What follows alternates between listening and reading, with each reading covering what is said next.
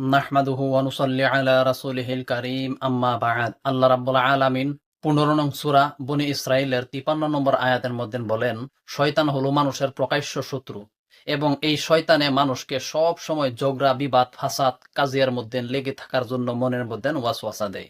আর সেই ওয়াসওয়াসার মধ্যে আমরা অনেকেই কিন্তু পড়ে যাই, আর আমরা সেটা বুঝতেও পারি না যে আমাদেরকে শয়তানে ওয়াসওয়াসা দিয়ে ঝগড়া, বিবাদ, ফাসাদের মধ্যে লাগিয়ে রেখেছে। কেননা শয়তান কখনো এটা চায় না যে মুসলমান পরস্পর এক থাকুক, একে অপরের ভালো করুক, একে অপরের সম্মান হেফাজত করুক, একে অপরের দুষ্কৃতি গোপন করুক, ক্ষমাশীল হোক, নিজের হক ক্ষমা করুক, একে অপরের হক আদায় করুক, একে অপরের সাথে একতা পোষণ করুক। বরং শয়তানে তো এটা চায় যে মুসলমান একে অপরের সাথে ঝগড়া করুক, একে অপরের সাথে সম্মান হানি করুক, অপকর্ম ও মন্দ ব্যবহার করুক, একে অপরকে খুব গালিগালাজ করুক। কেউ যদি তাকে একটা থাপ্পড় মারে, তার বদলে সে 2টা থাপ্পড় মারুক। মোট কথা হলো মুসলমান পরস্পরের মধ্যে ঝগড়া করতেই থাকুক। এখন আমরা নিজেরাই এই ব্যাপারে চিন্তা করা উচিত যে আমরা আমাদের কাজকর্মের মধ্যে শয়তানের অনুসরণ করতেছি নাকি আল্লাহ পাকের অনুসরণ করতেছি।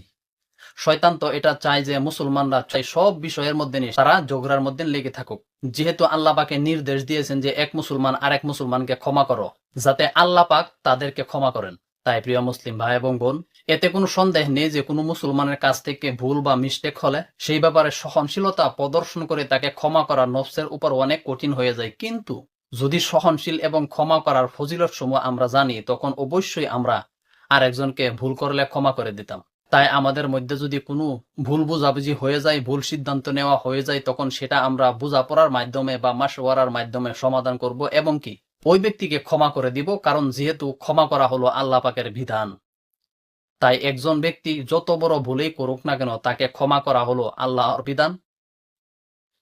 আর যদি ক্ষমা করা না হয়, তাহলে সেটা আল্লাহর বিধানকে উলঙ্ঘ করা হলো। আর একজন মুসলমান কখনো আল্লাহর বিধানকে উলঙ্ঘ করতে পারে না।